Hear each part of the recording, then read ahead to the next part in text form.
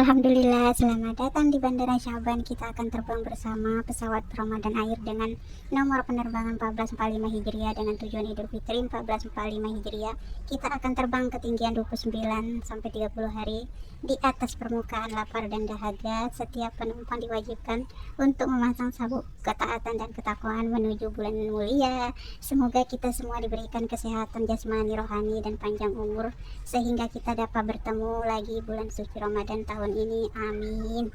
Dan jangan lupa bersyukur atas nikmat Allah. Semoga semua kita diberikan kesehatan, kekuatan dalam lindungan Allah dimanapun kita berada.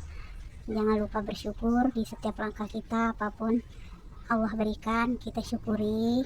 Demi sedikit harus kita syukuri, karena rezeki takdir itu sudah diatur sama Allah Subhanahu wa Ta'ala. Yang penting kuncinya sabar, ikhlas dalam menjalani aktivitas apapun, karena itu perlu banget. Sabar, ikhlas perlu banget kita jalanin, guys, karena kita bekerja di setiap langkah kita. Kalau kita nggak pernah bersyukur, tidak akan berkah, guys.